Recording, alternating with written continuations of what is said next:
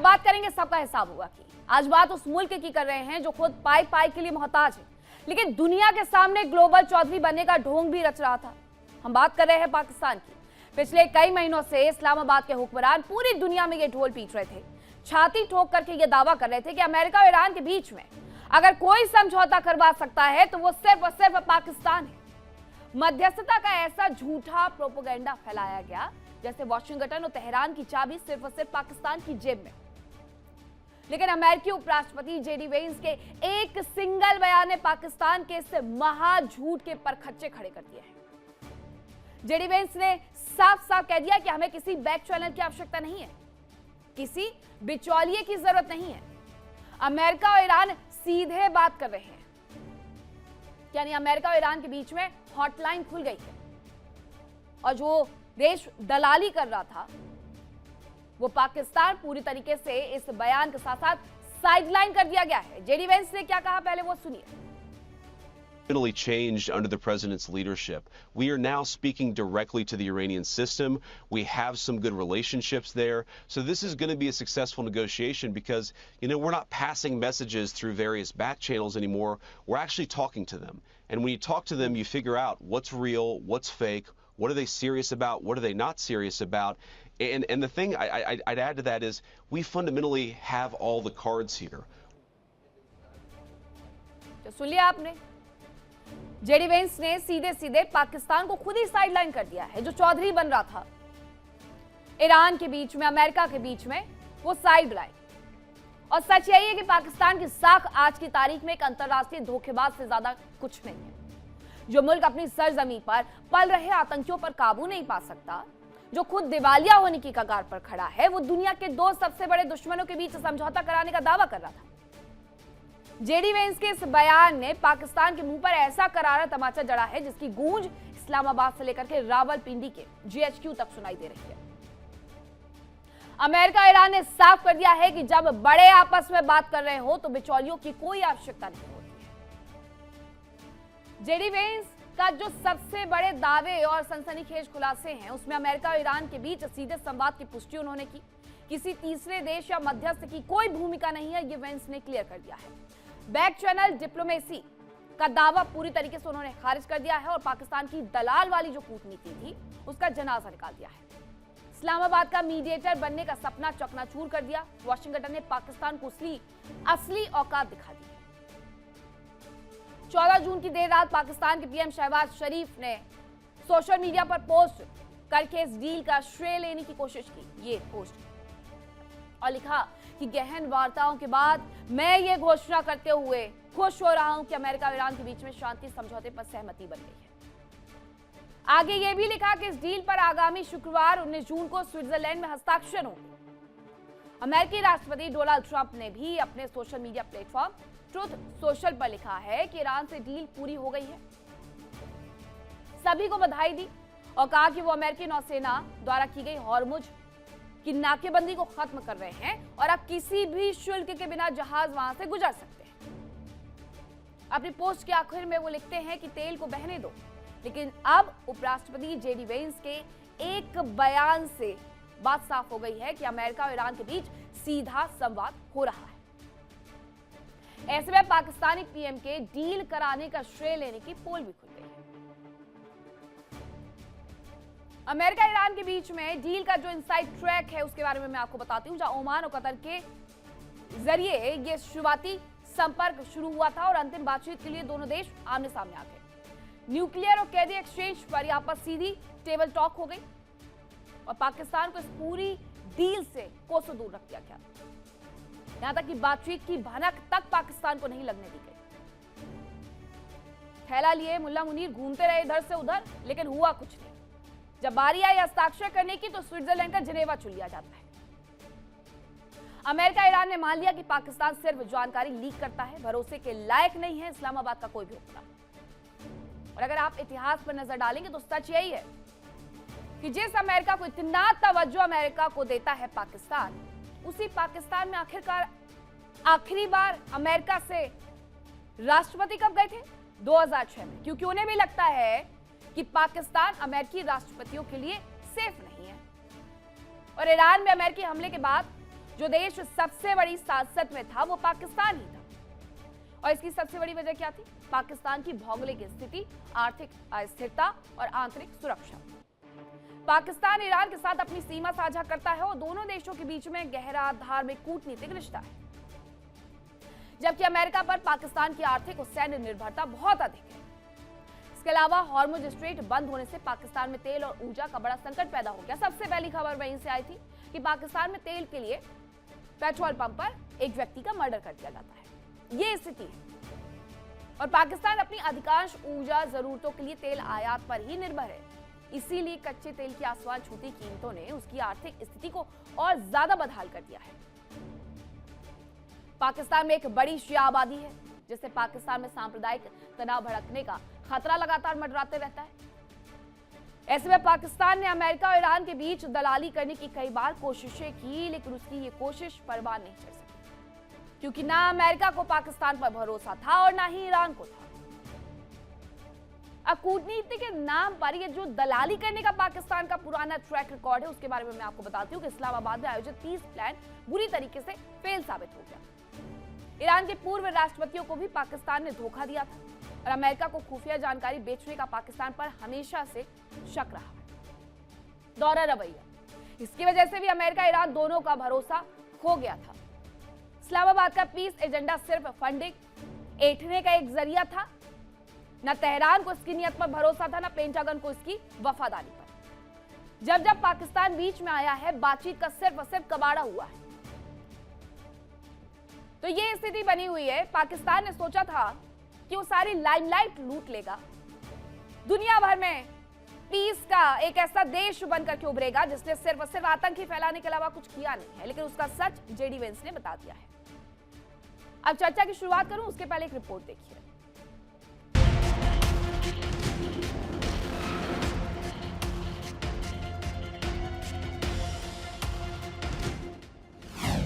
America Iran के बीच hotline, Pakistan sideline.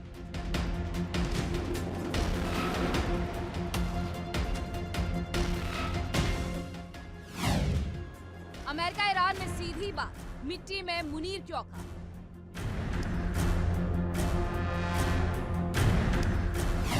Veins के बयान से खुली पोल, फट गया पाकिस्तानी रुख। बैक चैनल पर खत्म हुए सवाल, हाथ मलता रह गया दलाल।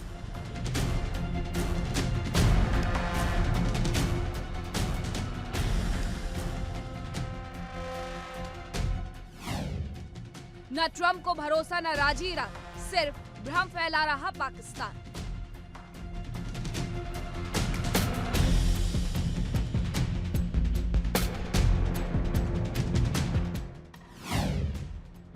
नहीं गली मुनीर शहबाज की दाल, नापाक मध्यस्थता पर सवाल।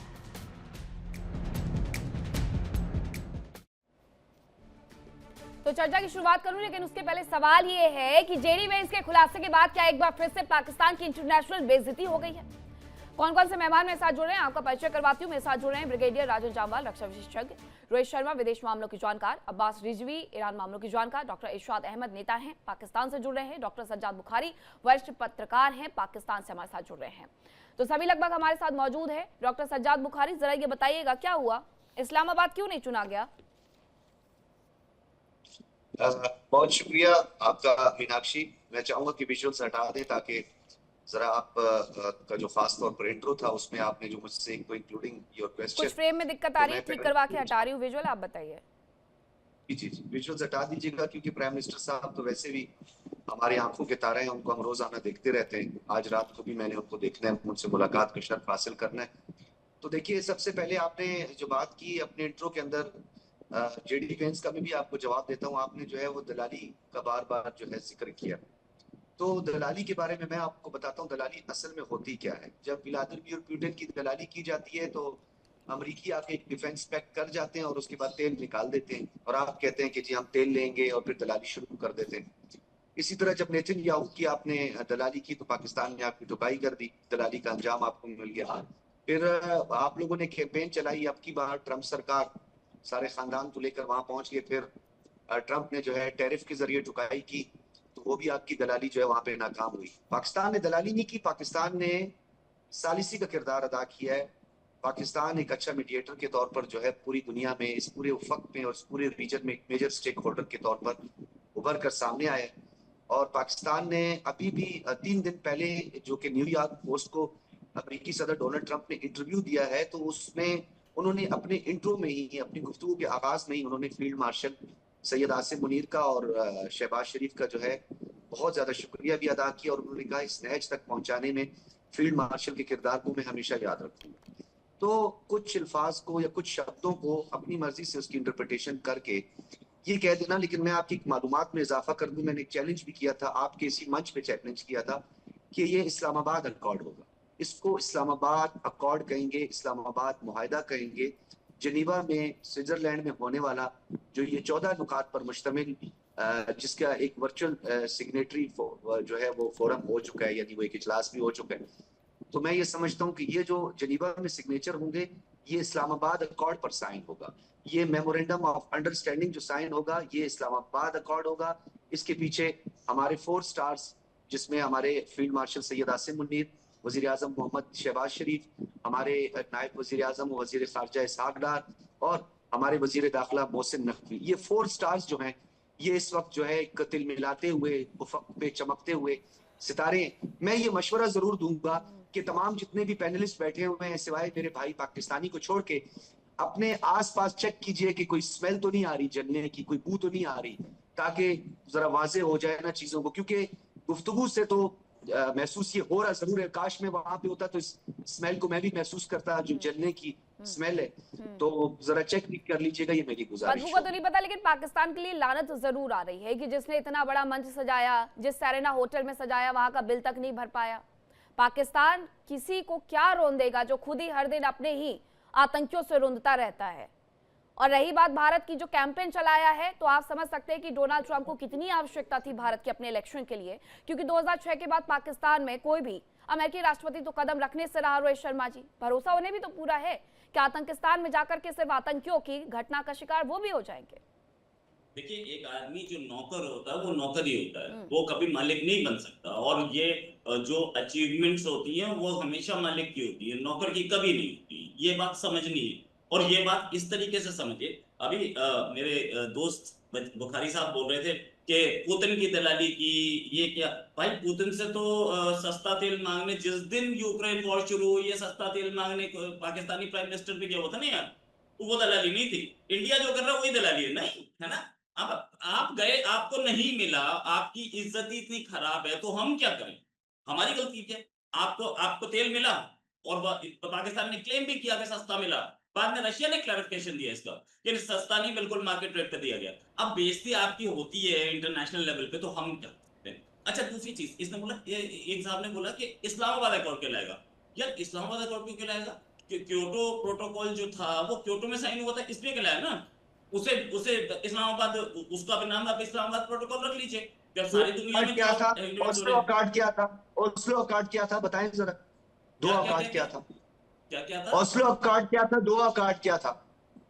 दोहा अकॉर्ड, ओस्लो अकॉर्ड, ये सारे अकॉर्ड आप कर लीजिए, नो प्रॉब्लम। लेकिन फैक्ट है कि जहां साइन होता है बस आपको उसी कुछ का भी नहीं पता, आप लैंडिक के तज्जियाकार हैं, बिल्कुल आपको ओस्लो अकॉर्ड का भी नहीं पता, आपको दो अकॉर्ड का भी नहीं पता। मुझे पता, उसका मुझे कोई अकॉर्ड नहीं पता यार, रखा, मुझे अकॉर्ड रखा। मुझे आप जो है, मैंने आपको मुझे कोई अकॉर्ड नहीं पता, मुझे कोई अकॉर्ड नहीं पता, मुझे पता भी नहीं करना।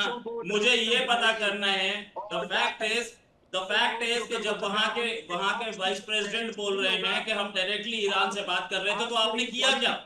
अच्छा, जब आप बोल रहे थे मैं चुप था ना, जब आप बोल रहे थे मैं चुप था ना, तो आप भी चुप रहिए। ये पाकिस्तान वाली पाकिस्तानी आर्मी जैसी इनडिसिप्लिन चलती है, अपने ही प्राइम मिनिस्टर को कभी भी उठा के फेंक देती है, बिल्कुल ऐसे इनडिसिप्लिन मत रहिए प्लीज। मुझे जवाब देना पड़ेगा। नहीं, जब आप बोल रहे थे मैं चुप था ना, प्लीज, ठीक है। मैंने कौन सी ऐसी बात बोली आप प्रूव करें जो जब आप बोल रहे थे मैं चुप था ना, प्लीज, इलॉजिकल थी, आप प्रूव करें। सज्जाद भिखारी, माइंड योर लैंग्वेज। जब आपको बोल रहा हूं मैं चुप रही हो तो चुप रहिए। मेरे बात जब आप बोल रहे थे, सुनिए सज्जाद साहब, रोहित शर्मनाक, मेरी बात सुनो। रोहित शर्मनाक साहब, सज्जाद रोहित भिखारी शर्मनाक आप साहब, चुप। जज्बाती मिस्टर मत हो, भिखारी, जज्बाती मिस्टर मत हो, भिखारी, गैस के कंट्री खराज भी हो जाएगा, भिखारी और जज्बाती आदमी मत भी हो, भिखारी। वाह, जज्बाती मत हो, कोई गैर इखलाकी साउंड आ जाएगी यहाँ से, अपने जज्बाती मत हो, कंट्री गैर में इखलाकी साउंड के पाकिस्तान मुताबिक नहीं हो ऑक्युपाइड सकते हो। कश्मीर में कई लोग मरवा दिए। क्यों मरवा दिए? इसलिए मरवाए कि हमें क्रेडिट मिल जाए अमेरिका से। किसने कहा? और वहां किसने कहा मरवा दिए? पीओके में किसने कहा? इंटीरियर मिनिस्टर कौन सी इस झंडू अकॉर्ड में के आया लिए ये? इंटीरियर मिनिस्टर कौन वहां से बैठा झंडू रहा, पार्ट की कहानी सुना और रहे हैं? इस अकॉर्ड के लिए आर्मी चीफ है जिनका काम था पाकिस्तान ऑक्युपाइड कश्मीर में लोगों को बचाना, आर्मी को कंट्रोल करना, वो बैठे थे तेहरान में। उनको आना चाहिए था।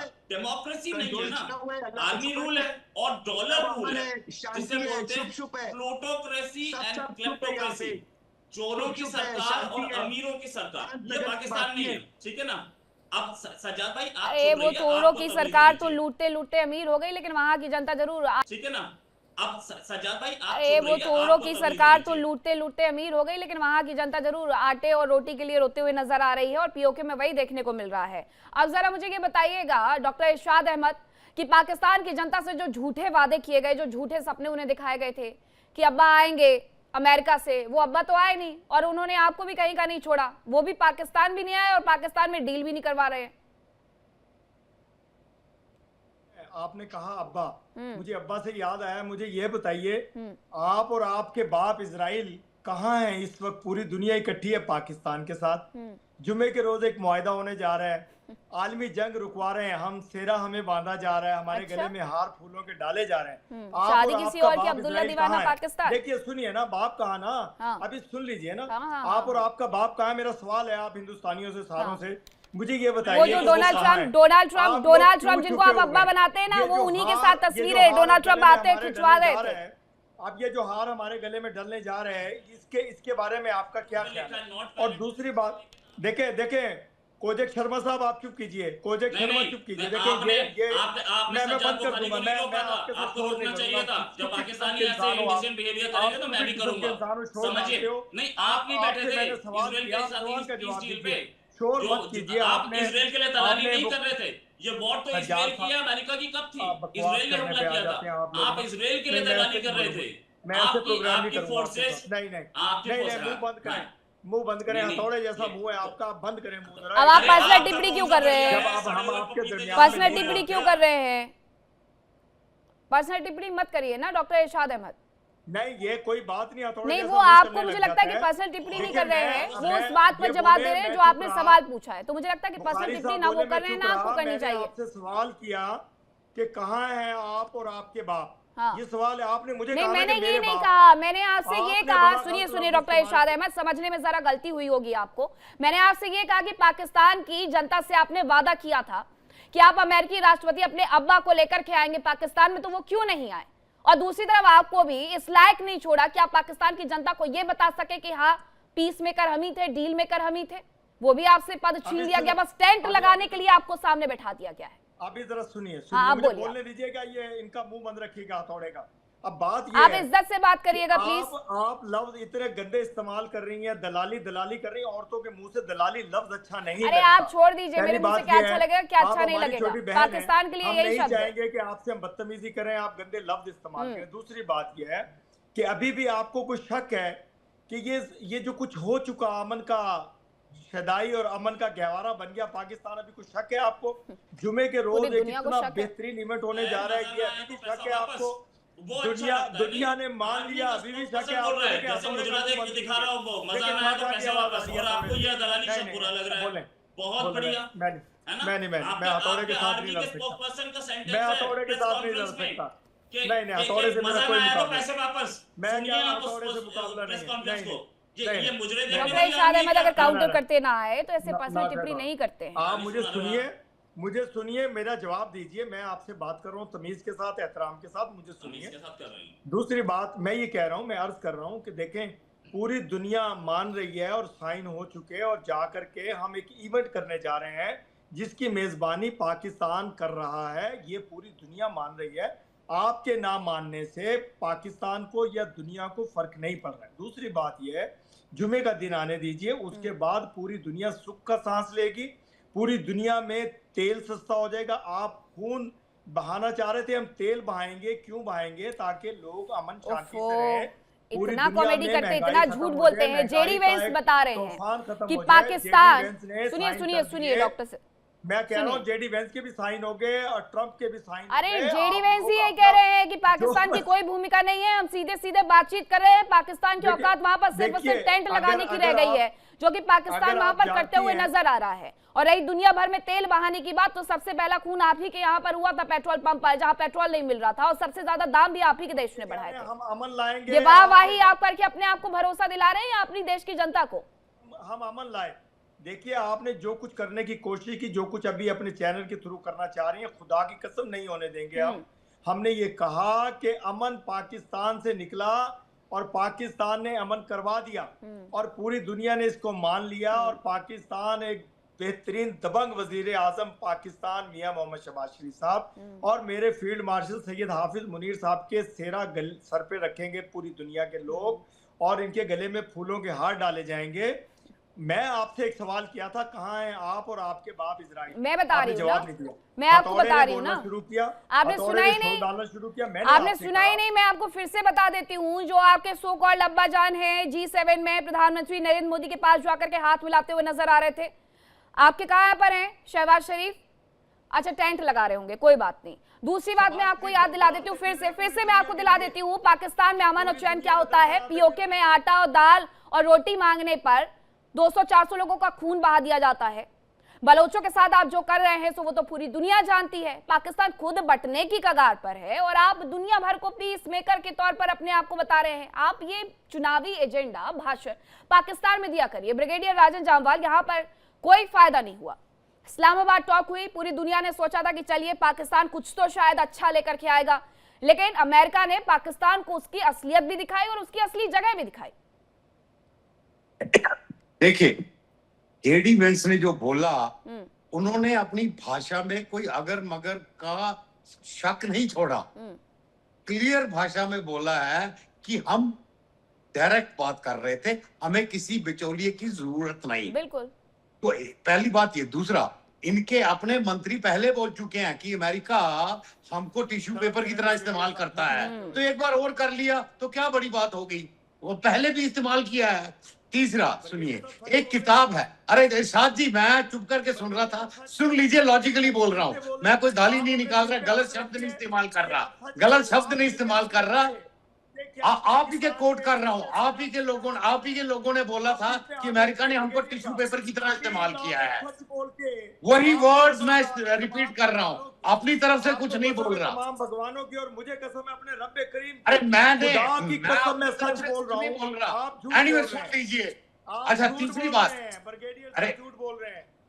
क्या झूठ बोल रहा हूँ? नहीं बोला कि भाई अमेरिका ने हमें इस्तेमाल किया है। जेडी वेंस ने साइन कर दिए, ट्रंप ने साइन कर दिए जुमे को इवेंट। अरे भाई, तो स्टेटमेंट की बात हो रही है जेडी वेंस के स्टेटमेंट में नहीं देख रहे, न्यूज़पेपर नहीं पढ़ते, पाकिस्तान को क्रेडिट नहीं दिया, दिमाग में कुछ क्लियर बोला नहीं है। क्या आप इंसान? अरे भाई, मैं जेडी वेंस की स्टेटमेंट की बात कर रहा हूँ। नहीं है, मैंने अरे स्टेटमेंट की बात कर रहा हूँ, स्टेटमेंट को एनालाइज कर रहे हैं। स्टेटमेंट में कहाँ पाकिस्तान है? चल रहे हैं कि नहीं चल रहे हैं? अरे स्टेटमेंट में कहाँ? अरे सुनिए ना, अभी आगे अच्छा, सुनिए। इंग्लिश समझने में जरा दिक्कत हो गई, थोड़ा सबटाइटल्स के साथ जेडी वेंस का वो बयान एक बार फिर से चलाइए स्क्रीन पर। देखिए, सुनिए, पाकिस्तान को लाया क्यों गया, मैं ये भी समझा देता हूँ। एक अच्छी किताब है साइकोलॉजी ऑफ मिलिट्री इनकॉम्पिटेंस।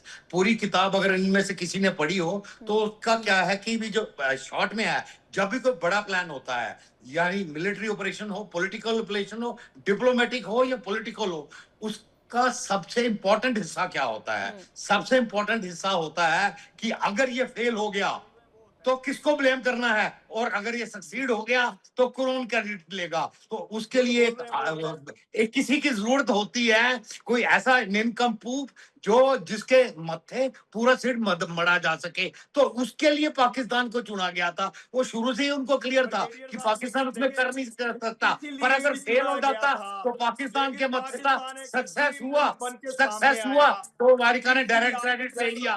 तो ये नॉर्मल डिप्लोमेसी है, इसको समझ नहीं आ रही है। उन्होंने डायरेक्ट क्रेडिट ले लिया तो आपको समझ ही नहीं आ रहा क्या हुआ आपके साथ। पाकिस्तान जिंदाबाद कहा भैया, मैंने आपको कहा कि कुछ दिन में आप भी कहेंगे पाकिस्तान जिंदाबाद। ब्रिगेडियर साहब, आप अरे मानेंगे, भाई आप जिंदाबाद कहेंगे मुर्दाबाद की जिंदाबाद। बात ही नहीं है। मैं कह रहा हूं आप पूरे देखो, हिंदुस्तान से आवाजें आएंगी पाकिस्तान जिंदाबाद। खुदा पहले की आप कसम पीओके के आवाजें लोगों आएंगी। से अरे और यार, आप बलोचों से बात करवा क्या कर रहे लीजिए। हैं? मैं अब्बास कहाँ रिजवी जी के पास जा रही हूँ। पहले आप पाकिस्तान में पीओके और बलोचों से करवा लीजिएगा पाकिस्तान जिंदाबाद, जो कि मुर्दाबाद के नारे लगा रहे थे, क्योंकि वो तो आप ही के देश का हिस्सा है। अब अब्बास रिजवी जी, सीधे सीधे ये कहा गया कि अमेरिका ईरान सीधे सीधे बातचीत कर रहा है, हमें किसी की कोई आवश्यकता नहीं है। तो क्या ईरान की बातचीत बहुत पहले से चल रही थी? बिस्मिल्लाहिर्रहमानिर्रहीम व बिही नस्तईन। सबसे पहले मैं कंडम कर रहा हूं कि जो कुछ पाकिस्तान में तब से हुआ है कि जब आयतुल्लाहुल उज़्मा सैयद अली खामनाई शहीद को शहीद किया गया, और उस वक्त और या उस दिन पूरी दुनिया में हर जगह पे बहुत सारे जलसे जुलूस निकले हैं उनके हक में। लेकिन बदकिस्मती की बात ये रही कि अगर हम आज तारीख को पढ़ें कि जो सिर्फ 3 महीने की पहली की तारीख है, उस दिन गिलगित, कराची और इस्लामाबाद में उन लोगों को शहीद किया गया।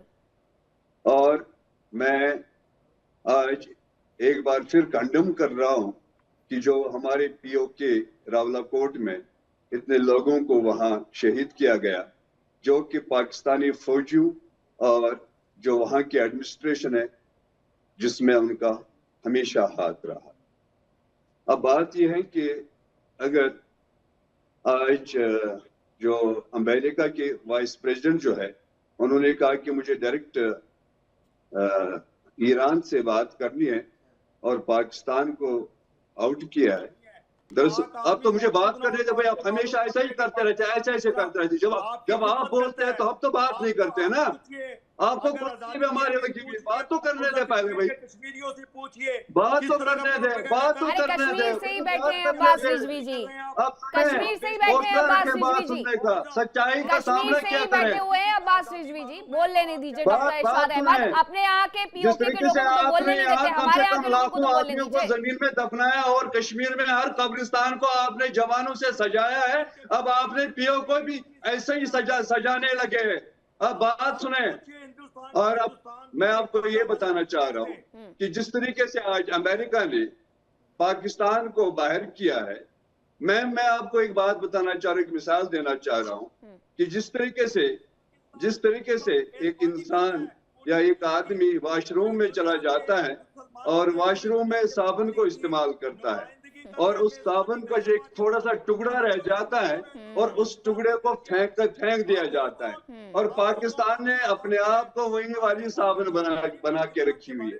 अब ये मुझे ये बता रहा है कि भाई हमने ईरान को वो किया है, ये किया है। ईरान में अपना एक जज्बा है, ईरान की अपनी हिस्ट्री है, और मैं आपको बताऊं कि पाकिस्तान ने जब भी चाहा है और ईरान के कंबर के पीछे छुरा घोंपने की कोशिश की, लेकिन ईरान में क़यादत, ईरान की लीडरशिप, जिसने आज पूरे दुनिया में ये दिखाया है कि हम अकेले ऐसा दम रखते हैं कि आज का जो एक सुपर पावर है उसने उनको भी हरा के रख दिया है। जबकि दूसरी तरफ पाकिस्तान और उनके साथ साथ जो मिडल ईस्ट में कुछ कंट्रीज ऐसी भी है कि जो हमेशा अमेरिका की हवारियों का एक रोल अदा किया है, और सबसे ज्यादा रोल जो पाकिस्तान ने किया है, चाहे वो बॉर्डर के जरिए, चाहे वो वहां की फौजों के जरिए, चाहे वो जाहिदान में दखालत रही हो,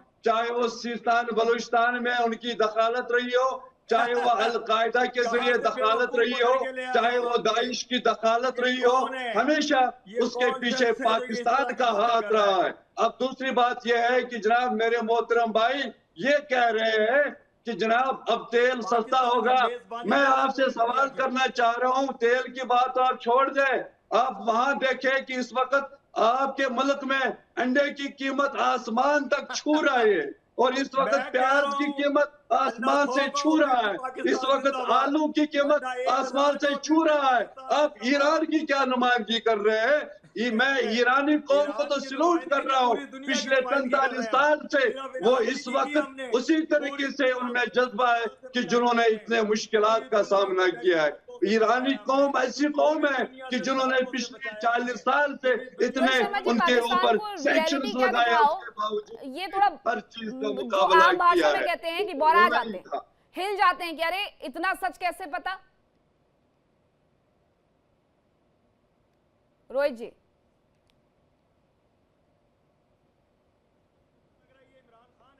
वो भी अंडे बेचता था, ये उसी की पार्टी का बंदा। जस्ट अ मिनट, अरे यार एक चीज, अरे यार आप क्यों बोल रहे हो? आपके पास आप अंडे यहाँ है तक नहीं। पहुंच गए दलाली करके।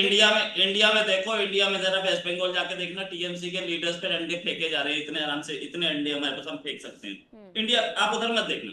और दूसरी बात, ये जो बोल रहे हैं, ये जो लीडर साहब बोल रहे हैं पीएमएल के, इरशाद अहमद साहब, आज ही दिन में एक चैनल पे बैठे थे तो वहां पर एक एंकर ने बोला था मुझे अपना अब्बू बोलो, समझे, तुम्हारा अब्बू हूं मैं। वो चैनल की रिकॉर्डिंग सर उसमें पड़ी है यूट्यूब पे, मैं दिखा दूंगा आपको। मैं एंकर का नाम नहीं लेना चाहता, चैनल का नाम नहीं लेना चाहता, और उसके बाद बोला भी इस बेशरम आदमी को क्यों बुलाते हो, बात लगाओ इसे। तो मैं उसे रिपीट नहीं कर रहा और मैं इसे कंडेम कर रहा हूँ। ऐसा बिहेवियर किसी भी गेस्ट के साथ नहीं होना चाहिए। लेकिन ये बात समझ में आनी चाहिए इरशाद साहब कि आप जो बोलते हो वो सारी दुनिया सुनने के मूड में नहीं है, ठीक है ना। दलाली कर रहे थे, और दलाली कौन कर रहा था? और आपको बताऊं, पाकिस्तान मीडिएटर के तौर पे उभरा है। पाकिस्तान क्यों कर रहा है ये मीडिएशन, और दूसरे वर्ल्ड के कोई कंट्रीज नहीं है। पाकिस्तान इसलिए कर रहा है एक ऐसे टाइम पे जब अपने कंट्री में दंगा हो रहा है, पीएलए आपसे कंट्रोल नहीं हो रही, कई शहरों पे वो कब्जा कर लेते हैं। कई बार किया। आपके आर्मी चीफ को दूसरे कंट्री में मरते हुए लोगों की चिंता थी, और साथ में आप किसकी साइड थे? क्या उसने ये नहीं बोला था ईरान ने कि हम पाकिस्तान पे ट्रस्ट नहीं कर सकते? स्टेटमेंट है ईरान का कि पाकिस्तान पे हम ट्रस्ट नहीं कर सकते। पाकिस्तान की फोर्सेस खड़ी सऊदी अरेबिया के साथ, और वॉर किसकी लड़ रहे थे, या आप मीडिएशन किसके लिए कर रहे थे? क्या ये यूएस की वॉर थी? ये इजराइल की वॉर थी। पहला हमला इजराइल ने किया और उसमें अमेरिका घुसा था। आप इजराइल के लिए दलाली कर रहे थे, ठीक है। जिसको आप अब्बा बता रहे हो ना इंडिया का, जिसको आप इंडिया का अब्बा बता रहे हो ना, उसकी दलाली कर रहे थे, और उसने आपकी बात मानी क्या? नहीं, उसने आपकी बात ऐसे नहीं मानी। एनालिसिस पर क्या रिस्पॉन्ड कर? इजराइल है ना, ऐसे एनालिसिस पर जो है आप मुझे जैसे अपनी लोगों को बात औकात पासिंग दिखाते पर शर्मिंदगी होती है जब इस तरह के उससे लड़के आप थे एक बार में, अपने आप औकात दिखा जब इस तरह का हेलमेट पहन के जोकर आता है तो बंदा हैरान, क्या रिस्पॉन्स? ये जो है, ऐसे जोकर को बंदा क्या रिस्पॉन्स दे?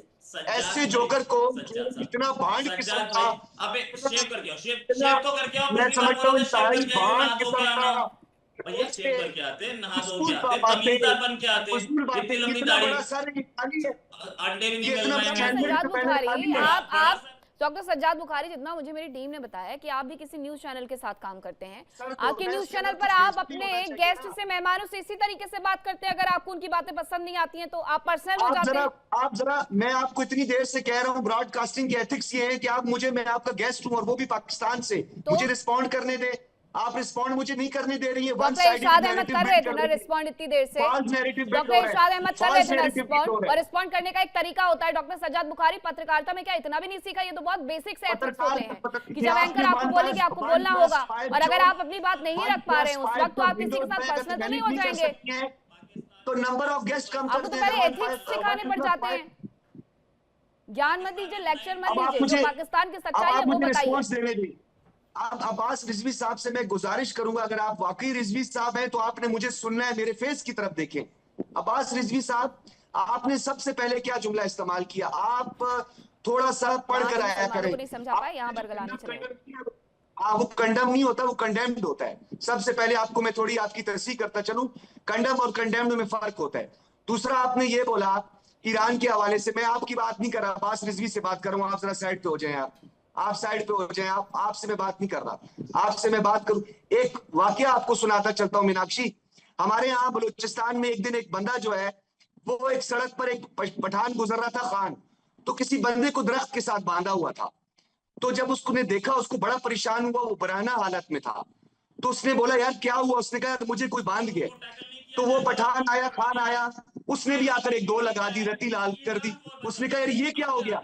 उसने कहा यार आज तुम्हारा दिन ही बुरा है, इसलिए दो मैंने भी लगा लिए। तो ये जो बंदा है ना, उसने शर्ट पीली पहनी हुई थी, ये पीली वाली शर्ट उसने पहनी हुई थी, उसको पठान ने भी लगा दी दो कि तुम्हारा आज दिन ही बुरा है। तो रोहित शर्मा आज आपका दिन ही बुरा है। आज आप जाकर कोई वजीफा करें, कोई जाकर जो है पाठ पूजा करें, आज आपका दिन बहुत बुरा है। बुखारी और दूसरी साहब आप मुझे रिजवी ये साहब बैठे बताएं हुए हैं, ये जो आप मुझे रिजवी ये साहब बताएं बैठे, रिजवी साहब नोबेल पीस प्राइज देने वाले हैं आप लोग। आप तो जनाब जी, बता रहा उसके जो बूट पॉलिश करने वाले हैं आप लोग, रेड जो रेड कारपेट बिछाने वाले हैं आप लोग। आपने तो पूरे इस एरिया को तो आपने तो अगर आप रिजवी होते तो मेरी बात सुनते। आप रिजवी नहीं है, अगर असली रिजवी है तो जवाब सुने। कल तक तालिबान की तारीफी करते रिजवी थे है और आज तालिबान वालों बेचारों को भी आप कत्लेआम कर रहे हैं। और तो जवाब सुने। बलूचिस्तान में तो कत्लेआम कर रहे हैं। क्या ये तारीख में रकम नहीं हो रही है? ये तारीख ये वो तारीख है कि आप पठानों को भी नहीं बख्शने वाले हैं, अब बलोचों को भी बख्शने वाले नहीं हैं। आप सिर्फ पाकिस्तान को पंजाब तक पाकिस्तान समझ रहे हैं और बाकी सब नहीं हो। समझ रहे हैं आप। मैं मुझे ये बता अभी रावलकोट में क्या हो रहा है, मुजफ्फराबाद में क्या हो रहा है और बाद में क्या हो रहा है, दूसरे शहरों में क्या कुछ हो रहा है। आप तो उनको तहफ्फुज़ नहीं दे सक रहे हैं, तो आप ईरान की बात कर रहे हैं। आपने तो मुझे ये बताओ आज तक 1947 से जितने भी माइनॉरिटीज हैं। अरे आप कहाँ मुस्लिम ब्रदरहुड की दुहाई दे रहे हैं? आप कहाँ मुस्लिम ब्रदरहुड की दुहाई दे रहे हैं डॉक्टर सज्जाद बुखारी? जब ईरान अकेले लड़ रहा था तब पाकिस्तान उसके साथ जाकर के खड़ा नहीं हुआ। अरे वो रिजवी है या नहीं है, वो भारतीय हैं, आप छोड़िए वो रिजवी है, अब्बास है या कौन है, ये आपका लेना देना नहीं है। लेकिन मैं आपको अगर मुस्लिम ब्रदरहुड की याद दिलाऊं तो ईरान अकेले लड़ रहा था और आप क्या कर रहे थे? सऊदी अरब में जाकर के अपनी सेनाओं को तैनात कर रहे थे ताकि और ज्यादा दबाव ईरान के ऊपर बना सके। ये सच है पाकिस्तान का। मुस्लिम ब्रदरहुड की आप बात करते हैं और उस देश के साथ आप खड़े नहीं हो पाए जिससे आपकी आवश्यकता थी, बल्कि उस देश के साथ जब आपकी पब्लिक जाकर के खड़ी हुई तो ब्रिगेडियर राजन जावाल क्या हुआ? उनके ऊपर भी गोलियां चलवा दी गई। देखिए, अगर ढंग की डिबेट के सजाद बीच में नहीं आएगा तो बोले, नहीं तो उसको बोल लेने तो पहले जो भी बोलना चाहता है, उसके बाद इकट्ठे ही एक ही बात करते हैं। Because this is not leading to a sensible discussion. मतलब अब आप सजाद को बोलने दो यार, पहले इसको बोलो खत्म हो जाओ, फिर आउट हो जाए, फिर मैं उसके बाद बोल लूंगे सारे इकट्ठा एक ही बार में। ये कोई बात करने का तरीका है? ये कोई एथिक्स? मैंने कहा इकट्ठा बोल लो ना एक ही बार में। तुम बोलने नहीं देते किसी को, बीच में हर बार आ जाते हो, हर बार बीच में आ जाते हो। थोड़ा मुंह बंद रखना सीखो यार। जब आपको बोलने के लिए नहीं बोला गया है, मेरे को बोला गया तो बोले। डॉक्टर सज्जाद बुखारी की आवाज डाउन करिए। डॉक्टर सज्जाद बुखारी, मुझे लगता है डॉक्टर लगाने से पढ़े लिखा नहीं हो जाता आदमी, थोड़ा पढ़ना लिखना भी पड़ता है, तो एथिक्स भी सीखने होते हैं। टेलीविजन पे है आप, क्या चे लगा रखा है आपने? बात करने दीजिए। उनका नाम आपको समझ में आ रहा है? ब्रिगेडियर लिखा हुआ है। पत्रकार होने से कोई पत्रकार लिख देने से पत्रकार नहीं हो जाता है। आपको पता नहीं कितने एथिक्स सिखाने पड़ेंगे मुझे यहाँ से। बोलिए सर। अच्छा ओके, देखिए ये कोई ना पहली बार हुआ है। ये ईरान की बात कर रहे हैं, मैं मध्यस्थ याद करा दूं, कितना 2-3 साल हुए हैं ईरान और पाकिस्तान में आपस में मिसाइलें फेंकी थी ना, एक्सचेंज हुआ था कुछ इशू पे। मतलब ज्यादा पुरानी बात नहीं है, अभी याद होगा इनको, मतलब कि भी आपस में लड़ चुके हैं। बाकी आपने बता ही दिया। ये देखिए कोई चीज पहली बार हो रही है। पाकिस्तान का बिहेवियर शुरू से ऐसा रहा है, एक साइकोलॉजी बनाई है और उसी के मतलब कि भी सब कुछ उल्टा सीधा, सब जिसमें जायज है, झूठ बोलना सबसे ऊपर। यार मेरे को बोलने दो भाई। जब आप बोल रहे हैं मैं बीच में नहीं बोलता हूँ, आप बोलते हो मैं नहीं बोलता हूँ, एटिकेट्स होते हैं। मैं बीच में नहीं बोल रहा था, हालांकि आप कोई खास काम की बात नहीं कर रहे थे, फिर भी मैं चुप रहा। आप चुप रहिए, ओके। तो ये कोई नई बात नहीं है, ना ये पहली बार हुआ है। पाकिस्तान की एस्टेब्लिशमेंट की सबसे बड़ी प्रॉब्लम है, उनको अपने लोगों का ध्यान भटकाना है फ्रॉम सीरियस इकोनॉमिक इशूज। उसके लिए कभी हम ईरान में चले जाएंगे, वहां मेडिएशन करेंगे। कभी देखिए ट्रंप हमारे फील्ड मार्शल के बारे में कितनी बड़ी बड़ी बातें कर रहा है।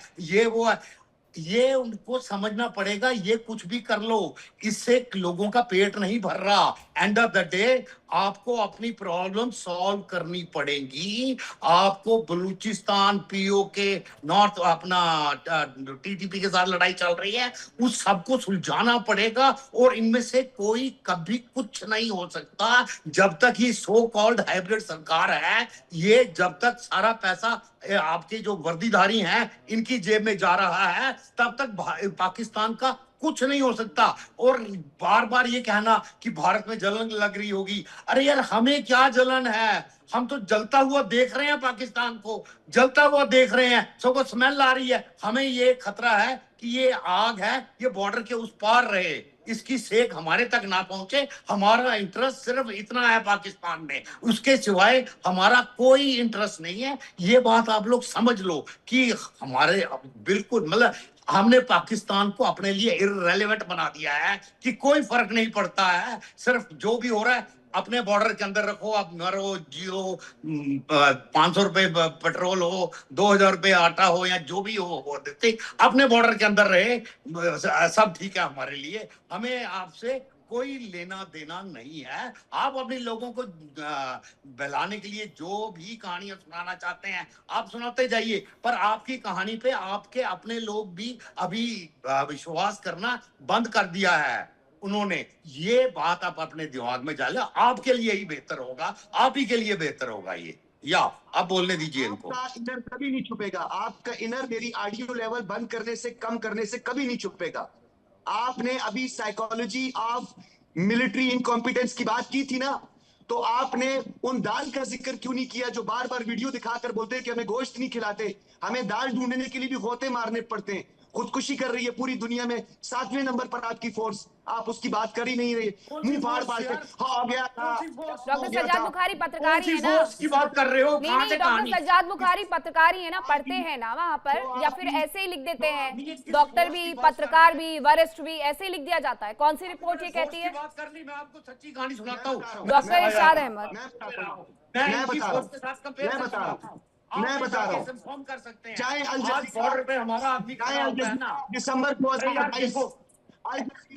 2022 चाहे आप पढ़े वहां पे क्या लिखा हुआ है। डेट की बात कर रहे हैं। 22-23 से बाहर निकलिए, 26-27 चल रहा है ये, और 22-23 क्या 20 का और 16 का भी उठा करके देख लीजिएगा कि भारत की सेना किस नंबर पर थी और आपकी पिछले साल कहाँ थी और इस बार कहाँ पर है। भारत का इंटरेस्ट इस बात में नहीं है कि आप दलाली कर रहे हैं, ब्रोकरेज कर रहे हैं या आप क्या कर रहे हैं। भारत का इंटरेस्ट, बिल्कुल सही कहा ब्रिगेडियर ने, किसी बात पर है कि आप जो ये आग लगा रहे हैं वो अगर हमारे तक पहुंची तो पाकिस्तान फिर से कहीं जलने की कगार पर न पहुंच जाए, ऑपरेशन सिंदूर की तरह, जो आज तक आपकी रगों में बह रहा है। बहुत धन्यवाद फिलहाल आप सभी का मेरे साथ इस चर्चा का हिस्सा बनने के लिए, मेरे साथ जुड़ने के लिए। फिलहाल वक्त एक छोटे से ब्रेक का है, कहीं मत जाइएगा, खबरों का सिलसिला लगातार जारी है। इंडिया डेली अब आपके स्मार्ट टीवी पर भी मौजूद है। इंडिया डेली 24/7 अब इन सभी प्लेटफॉर्म पर लाइव देखिए। इंडिया डेली 24/7 अब आपकी स्मार्ट टीवी पर। इंडिया डेली मौजूद है सभी डिजिटल प्लेटफॉर्म पर लाइव और लगातार। इंडिया डेली 24/7 हर दिन राष्ट्र को समर्पित।